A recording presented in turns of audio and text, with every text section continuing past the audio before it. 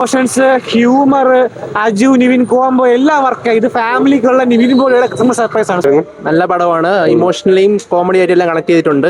നമുക്ക് പഴയ നിവിനെ കാണാൻ പറ്റിയിട്ടുണ്ട്. ഫാമിലി ഓഡിയൻസിന് എല്ലാം ഇഷ്ടപ്പെടും, യൂത്തിനും എല്ലാവർക്കും ഇഷ്ടപ്പെടും. കുറെ ദിവസത്തിന് ശേഷം നിവിന് നല്ലൊരു ഫീൽ ഗുഡ് എന്റർടൈൻ കിട്ടിയ ഒരു ഫീലാണ്. പഴയ നിവിനെ കണ്ടു. പിന്നെ കോമഡീസ് എല്ലാം വർക്ക്ഔട്ട് ആയി. നിവിന്റെ കോമഡി നിവിന്റെ ഒരു കോമഡി സോണിൽ നിവിൻ എത്തിയിട്ടുണ്ട്.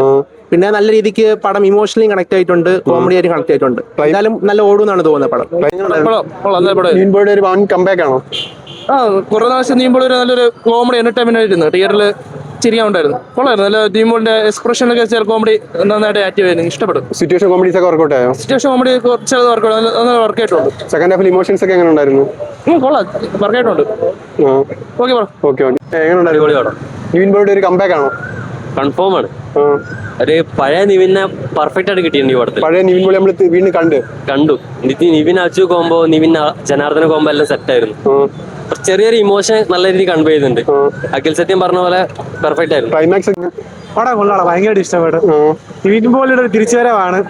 അതായത് നമ്മുടെ പ്രണവ് മോഹൻലാല് ലാലേട്ടൻ ഈ വർഷം തൂക്കിയ പോലെ സത്യനന്ദിക്കാടും അഖിൽ സത്യനും വർഷം തൂക്കി. ഭയങ്കര ഇഷ്ടപ്പെട്ടു. പക്ക ഫീൽ ഗുഡ് മൂവിയാ. ഫീൽ ഗുഡ് അല്ല, സർപ്രൈസ് ഉണ്ട്, അത് കണ്ടേനെ അറിയണം. ഭയങ്കര ഇഷ്ടപ്പെട്ടു. എമോഷൻസ് ഒക്കെ എങ്ങനെയുണ്ട്? Emotions, humour, Aju Nivin combo എല്ലാം വർക്കായി. ഇത് ഫാമിലിക്കുള്ള നിവിൻ പോളിയുടെ ക്രിസ്മസ് സർപ്രൈസ് ആണ്. സൂപ്പർ, അടിപൊളി പടം. ക്രിസ്മസ് നിവിൻ പോളി തൂക്കി.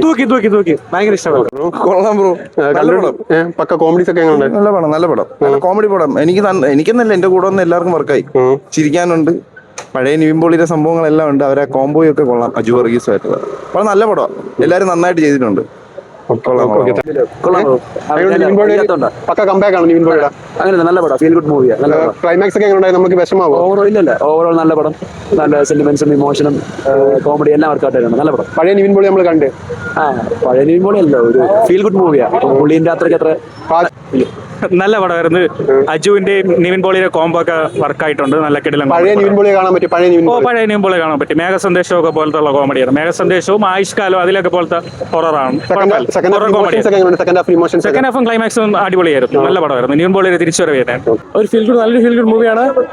നിവിന്റെ ബാക്കിൽ നിന്ന് തുടങ്ങിയാൽ തന്നെ പറയാം, ആ ഒരു ഫാമിലി എന്ന് വെച്ചാൽ ഫീൽ ഗുഡ് മൂവീസിന്റെ ഒരു ഫാമിലി ആണല്ലോ. So it's better. Good bro. പടം ഫസ്റ്റ് ഹാഫ് കിടിലാണ്, വേറെ ലെവലാണ്. വേറെ സംഭവം കാര്യങ്ങളൊന്നുമില്ല. നമുക്ക് നീമ്പോളൊരു തിരിച്ചുവരൊന്നിനെ പ്രതീക്ഷിച്ചിരുന്നപ്പം അത്രയും ഒരു ഹൈ മൊമെന്റ് കണ്ടപ്പോൾ സെക്കൻഡ് ഹാഫ് എത്തിയപ്പോഴത്തേക്ക് ഇത് കംബാക്ക് അല്ല ഗോ ബാക്ക് ആണെന്ന് മനസ്സിലായി. ഒന്നുമില്ല. സെക്കൻഡ് ഹാഫ് ഭയങ്കരമായിട്ട് ഒരു ലാഗും കാര്യങ്ങളൊക്കെ ആയിട്ട് ഒരു ഓവർ സെന്റിമെന്റും കാര്യങ്ങളൊക്കെ ആയിട്ട് നശിപ്പിക്കാതെ നോക്കി. ഇതൊരു അവിയൽ പരിവാക്കി എങ്ങനെയെങ്കിലും തീർത്താൽ മതി എന്നുള്ള ലെവലായി പോയി.